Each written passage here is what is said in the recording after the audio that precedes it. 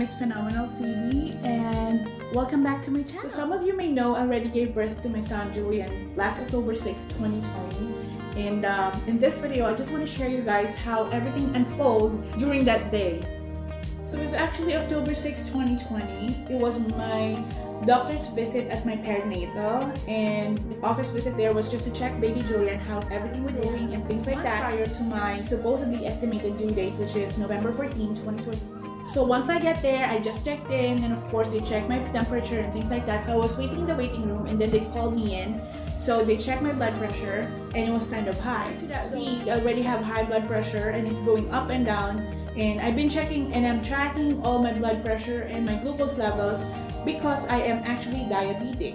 So aside from being diabetic, I'm also hypertensive. So I have to track everything that I have. And that week was actually very high, especially that day was very high. Check my blood pressure, and still kind of high, but lower than the prior one that the other nurse checked on. The radio check actually called, get into the room and just check how's everything, you know, with baby Julian. So she prepped the room, and I was there, so I laid down already and checked baby Julian inside of me. So after checking, I was there for about, usually it wouldn't take long because they were able to see everything what they need to do. But that particular day, the radio tech, the radiologist, she had been checking my tummy for quite a long time, and she'd been checking on a particular setting. I'm not sure how to explain it, but I asked her, are we waiting for something? And she was like, you know, babies usually take a nap like every now and then in your tummy. So right now he's not moving, but we're waiting for him. So there's like a 20-minute gap, and then usually we will try to wake them up and, you know, try to wiggle a little bit and see if they're gonna be moving. So I'm like kind of worried because she's been taking there for a while, checking my tummy back and forth. And she said, if in another, you have like around 3 minutes, if he doesn't move, then that's something that we have to call the doctor. But I'm like, do I have to worry about something? Well, we're gonna see. Don't you worry, but I'm gonna let you know, okay? So that's what we did. So she's been checking, doing the ultrasound and all that, things like that.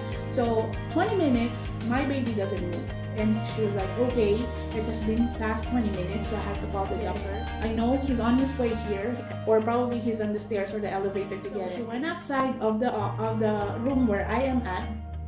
And after that, she was like, oh, he's on his way here. He's actually in the elevator, and you just wait for him, okay? We're gonna call you to get into the other room. I was called in. I was just sitting there, and he told me, he asked me these questions like, how long have I been having this very high blood pressure since I've been tracking it? And I told him last week I had it for a couple of days, and I told them that I didn't really went to the hospital or to the emergency room just because I thought that it's gonna go down if I just relaxed and took my medication. But apparently it didn't for that couple of days, but then on the third day it went down. So I just waited and didn't really went to the hospital because on August actually I have very high blood pressure log, and I went to the emergency labor and delivery emergency room, and what they did is they just checked got some blood tests done, they checked me, they monitored me, and then I actually just went home after. So I feel like it's nothing really major that I have to go, so I kind of wait a little bit on that particular week. So I didn't really want to go to the hospital and get checked again, but I feel like it's a mistake. I'm not sure if I should blame myself or I don't know. I honestly don't know. I'm just really scared of what's gonna happen. So on that particular day, my doctor's visit, the doctor told me, you should have gone to the emergency room. Didn't I told you that if we have this particular reading, you have to go to the emergency room because it's very dangerous? And so what happened, I started crying, I started bawling. I don't know what to do. I just told him, I just thought that it would go down, you know. I didn't want these things to happen. I don't know what to do. This is my first pregnancy. And it's like, you know what, don't panic, because he saw me, I started crying, and I told him, I don't know, I didn't know. He said, you know what, well, here's what we're gonna do. I'm gonna send you to the hospital, which is just across the street, and you have to have the baby right away. So according to him, the baby is not moving very well because he have decreased blood flow in the cord.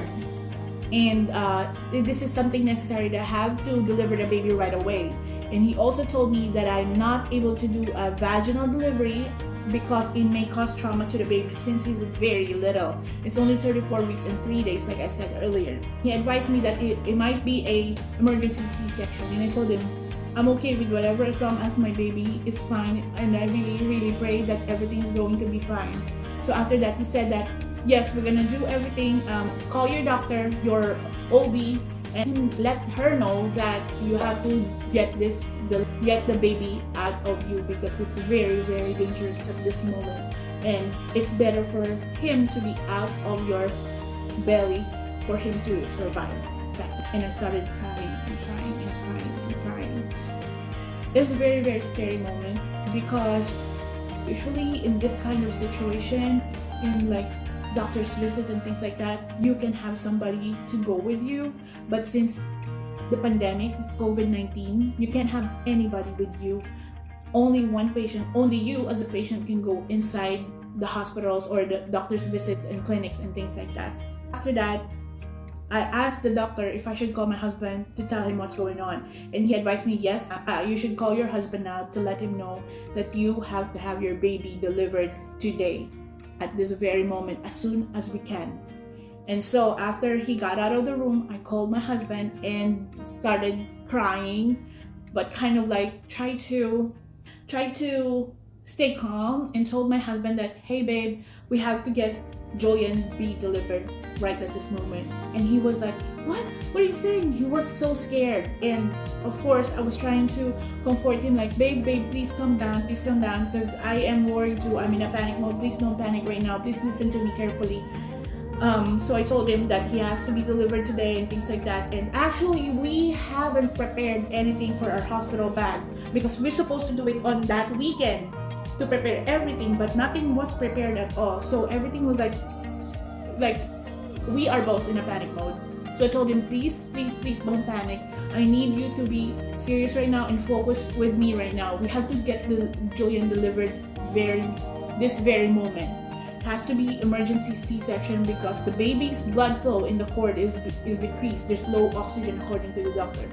So after calling my husband, I called my sister to ask for his in a panic mode. I know for sure he's not going to be able to pack all of our hospital things.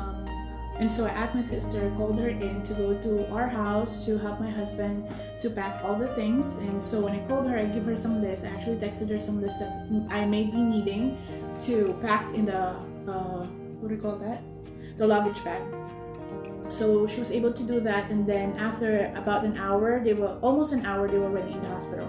So the hospital from our house is actually about 30 minutes away using the expressway I-95, just because it's more so something like that, because it's traffic also that morning, because it was a Tuesday in the morning. So I was actually admitted already at the labor and delivery department. And going in there, before going in there, the doctor gave me this envelope containing some information about the baby and something about that I have to be admitted for an emergency C-section.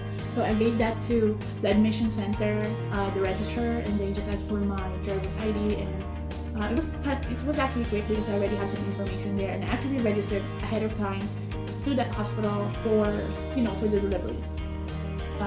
So they sent me out to the labor and delivery room. I was waiting in the second floor. It was actually the second floor. Going in there, I brought the letter, the envelope that the doctor gave to me, and I handed it to the security guard in the second floor. So basically, he just gave me the sticker, like a band that I'm supposed to be going in there to that labor and delivery.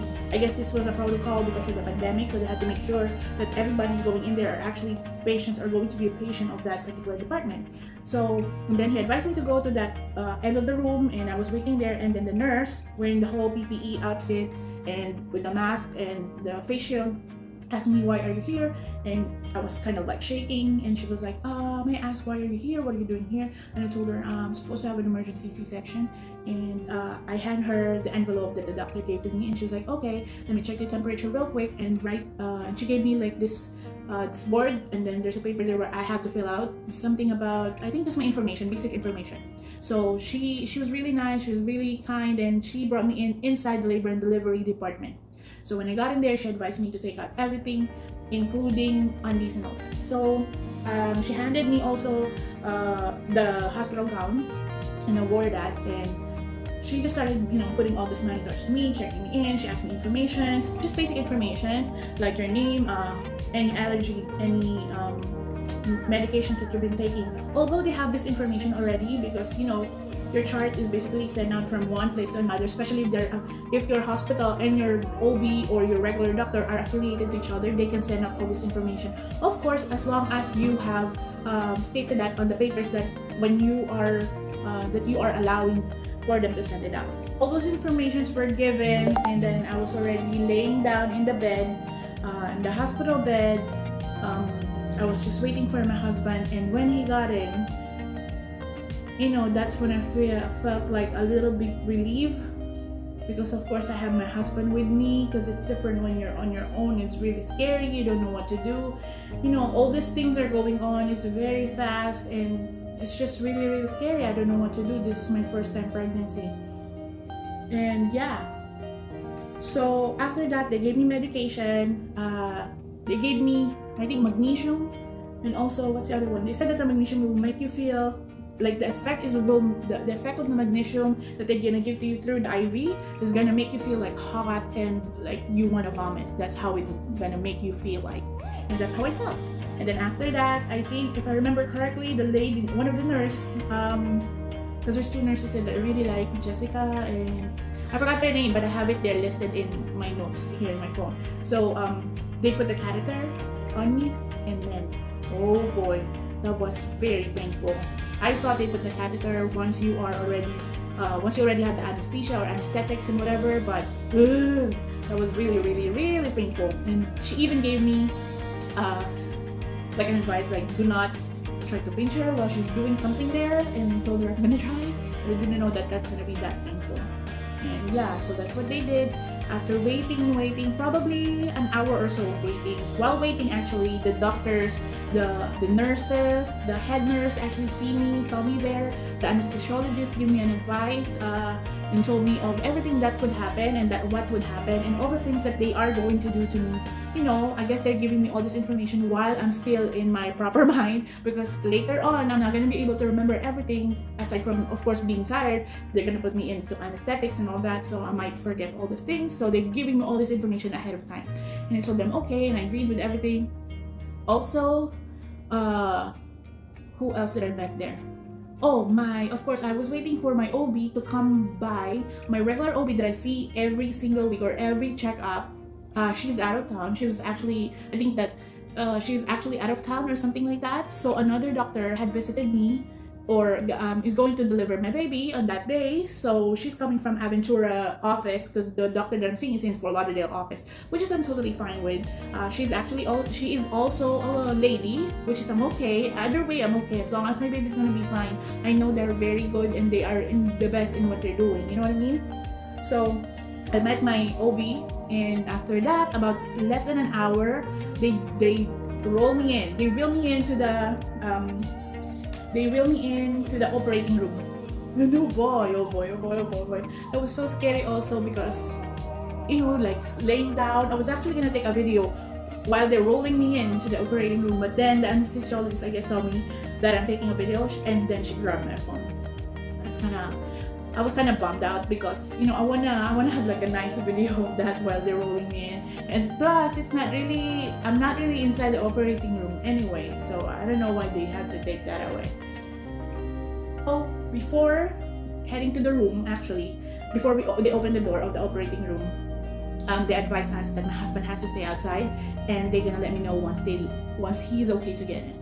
So at first I was like, why? I want him to be with me next to me, because this is scary. This is my first time in an operating room, a surgery room, and things like that, and I don't know what to do. It's really, really scary. Then they told me, no, he's gonna go in.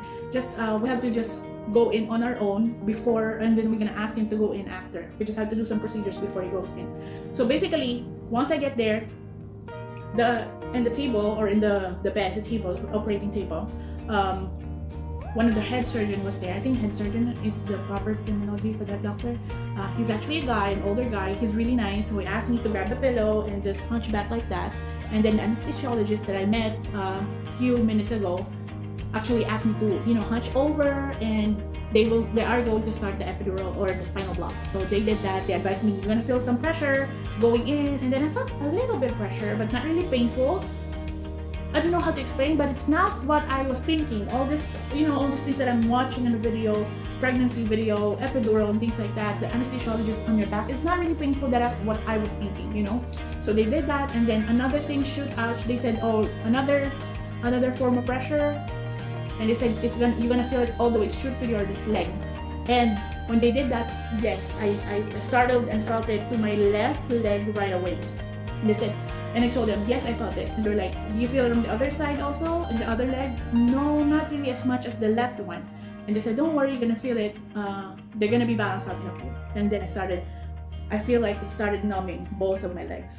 So after that, they flipped me, because I was sitting and hunched over like that, like this. And they flipped me, basically, laying down on the operating table. And I just waited. I guess they were gathering all the tools that they needed, making sure everything's there. And they put like a separator, a blue, what do you call that? Like a blue blanket, but it's not a blanket, like a blue thing that separates me from here on my chest area going down, so I can't see over it. And then they asked my husband to go in. So I do not feel anything, whatever they're doing there. But I felt like some pressure when they were moving some stuff. I don't know what they're moving, but yeah, I felt something like they're putting something on my lower belly, upper belly, upper abdomen a little bit. I don't know what they're doing there, but I felt like, they're grabbing something, they put it on my upper abdomen.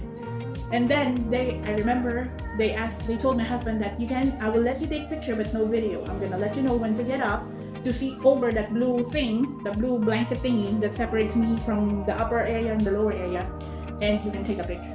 And then they did that. But honestly, I don't remember if I hear my baby. Oh yeah, I remember hearing my baby cry. And there's a NICU department there. And all I remember was like, it was very quick. They were able to get my baby out of me.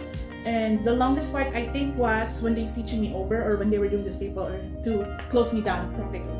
And I was able to see my baby. I was able to check my baby, but that's about it. I can't really hold him, because they took my baby out to the NICU department, and my husband was just waiting next to me. He was actually looking at me and holding my hand like that. We were holding each other like this, and he took a picture of me. And I feel like I remember parts, but I don't really, it's not sharp in my memory that what everything happened there, because of I'm under anesthesiology, anesthetics and things like that. So, but from what I remember, what took so long is like closing me down. But when they took out the baby, everything was fast, like so, yeah. And after that, 11:28 a.m. they deliver my baby. 11:28, Julian is born. After that, they rolled me out of the operating room. We were actually in the waiting area where I was initially for 4 hours. 4 hours. I don't know why it's taking forever, but I was there for 4 hours. I'm not feeling anything because I'm still under the aesthetics, and it was just kind of boring, waiting. I didn't get to see my son until, when was the first time I saw my son? I think the following day, towards the nighttime. Yes, that was the first time I did. And then they rolled me out there, right? We were waiting there for 4 hours, and then we went to an antepartum room for about 2 hours, and we were there just waiting. We actually had our dinner there, and after that, around 9 p.m. at night of the same day, October 6/20, we were able to go to our own room, which is the recovery room, and finally was able to just relax a little bit, but not really, because every hour the nurses, the doctors were there to check up on me. I thought I was gonna be able to sleep, but not really, because they're checking my blood pressure, checking if everything's okay, checking my nutrition. End of my video for today, guys. If you have any questions, please comment down below and I'll answer them if I can. If you have any suggestions for me on what to do, what kind of video to do next, please comment also below. I'm running out of ideas. Actually, this whole mommyhood, motherhood vlogs, mommy vlogs is just a beginning for me. I'm actually transitioning from all my lifestyle channel, Florida adventures, fishing with my husband, boating and things like that. So this is just pretty much new to me. If you have any suggestions, please, please, please don't hesitate to comment down below, and I would gladly read all those and I'll try to do them. And I appreciate everyone that's watching me. I hope you all like this video. God bless all. Stay safe, guys. Bye. See you on my next video.